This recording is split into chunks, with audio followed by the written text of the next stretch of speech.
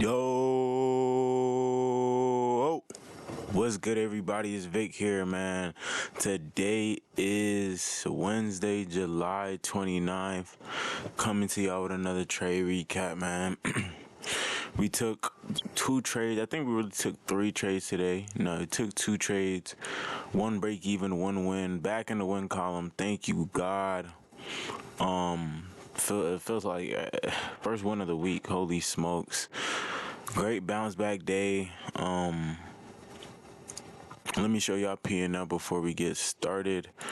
Was able to catch shorts up $3,348 on the day. This was around like a 630 win across each account, I believe. The looser accounts are blown, but the top step accounts have like 20 something drawdown left. So I don't know if it's possible to really bring those back, but I will hold on to these accounts until I think CPI news is next week. So I'm going to see if there's possibly a way I can restore those. Trying to catch CPI. I don't know. We will see. But yeah, let's get into this trade recap. So coming into today, I was still leaning bearish. But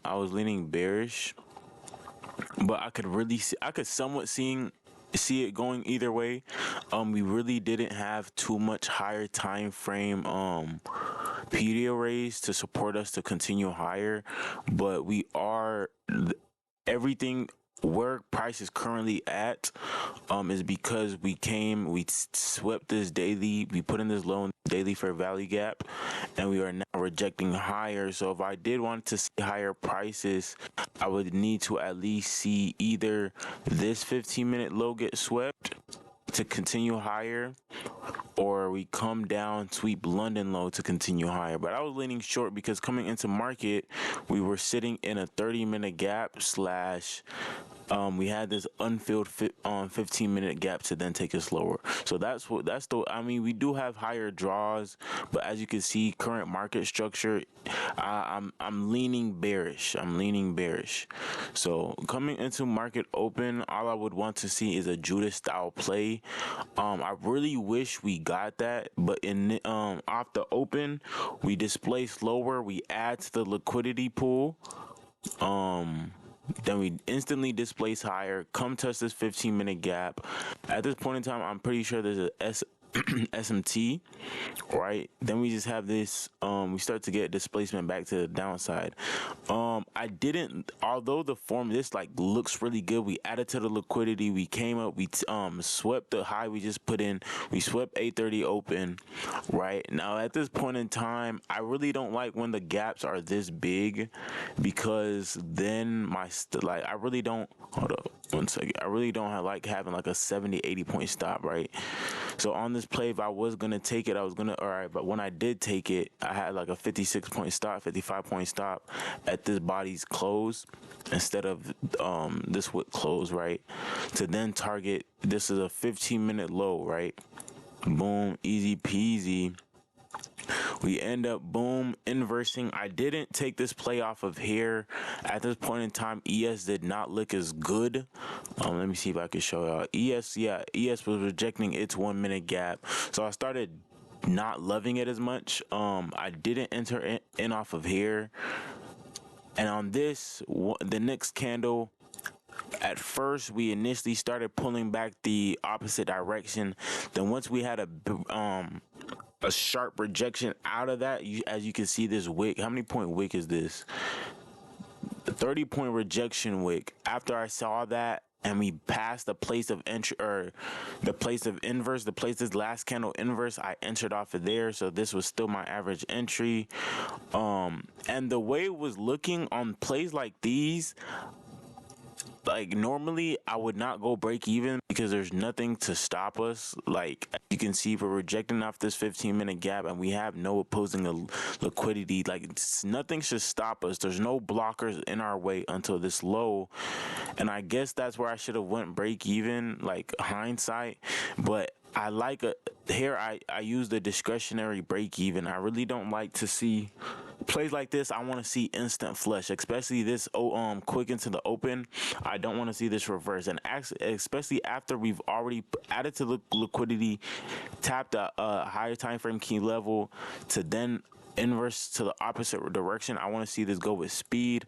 I went break even already. It was a quick break even. Maybe it's a poor break even. If you ask somebody else, they would have went break even at least at this internal low. But for what I like to see and what I've seen in the past, I like to see plays like these go deliver with speed, and we were unable to get that speed. Play ends up delivering. Now, at this point in time, my draw is now London low, which just got hit, as well as previous day low. So, like, if we actually are going to be bearish, previous day low is the main draw, although we didn't get a play to there. But at this point in time, we end up getting a 5-minute bearish gets created. And as y'all know, I really do not trade 5-minute gaps anymore. I can't remember the last time I took a play off a 5-minute gap tap, if I'm being completely honest. It's been a while since I took a play off a 5-minute gap tap, because usually based off my statistics that I put in Claude, whatever, as y'all know, I put everything in Claude. I put my whole trading notebook that's in my Discord into Claude, broke everything down. 5-minute gap taps do not work that well for me, so I haven't really taken them at all. But as you can see, I really did like this play, and I'm not gonna lie, even though we took a win today, I can notice my psychology is fried. My psychology is fried. I don't know what it is. I've never felt like this in a long time. I'm going off track, but I do want to speak on this. No, I'm gonna speak on this at the end. Let me finish this breaking down this trade, right? We had a 5-minute gap tap, and now at this point, I'm just waiting. I've already identified that my draw on liquidity is previous day low. We do have a current SMT with ES, but I'm not too worried, because if we are going to be bearish, this is what's that SMT will not hold, and my draw is correct. My draw will be correct, right? Which I believe it is. So, and at this point in time, we put in a high in this 5-minute gap. We reject it. We start rejecting. We touch CE of the gap. Now at this point in time, there is a super small 30-second gap. In reality, I took it off of a 15-second inverse. I took it off a 15-second inverse. I just liked how this play looked. It looked super clean to me. We get great displacement. I'm in off of here. Stops at body close. And at this point, I'm just trying to see it, a bucket go through the hoop. We have great LR to target. And as y'all know, once we hit 1-to-1, I start trailing aggressive. So at this point in time, boom, I started trailing aggressive. I think end exit was 120, 720. Boom. Once we hit our 1-to-1, I trail my stop super aggressive. I just want to see a bucket go down. I'm just trying to see a shot go through the hoop, man. After this week I've had, I just want to see something go down the hoop. Really could have held to my real draw, but again, because of my I really don't trade like that. I'm gonna just get my piece of the pie. And if I did try to hold this whole leg, my consistency would absolutely be smashed. It is what it is, but we were able to secure a dub.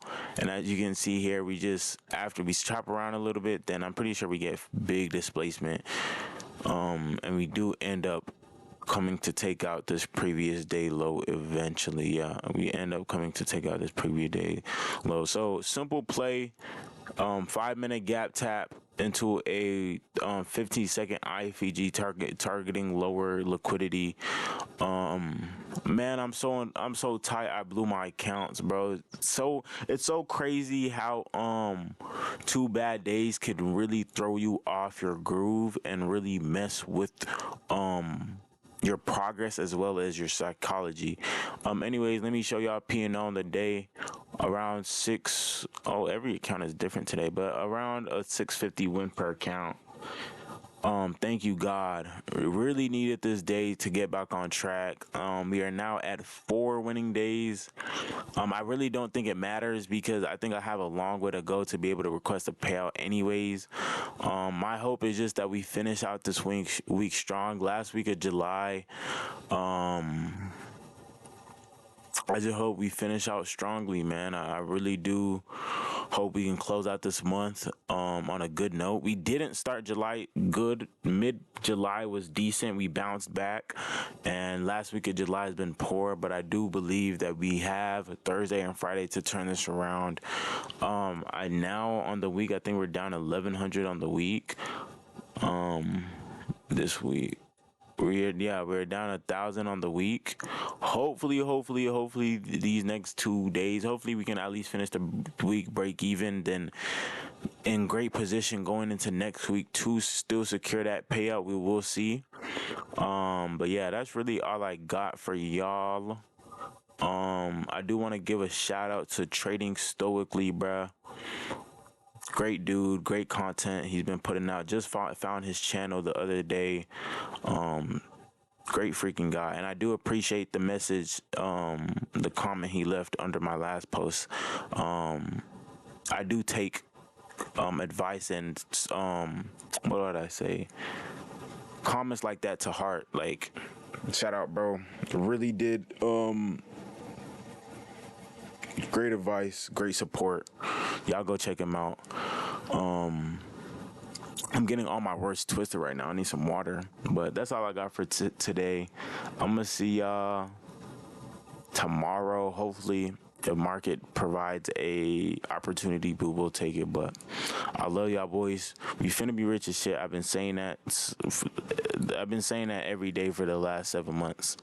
There's no doubt about that. We just got to continue to stay in process, control what we can control. Good inputs doesn't necessarily guarantee great output, but as long as I'm controlling what I can control, God gonna do the rest. I really do believe that. I love y'all, boys. Why not us? I've been saying it. Why not us? Why not us? Why not us? Why can't we do it as well? Why can't we trade? Like, why can't we, you feel me? The people we see on the internet don't have two heads. Like, we can learn how to do this too, and we're finna be rich as shit. I've been saying it for the longest. I love y'all. Y'all have a blessed day. Why don't you Vic out, man?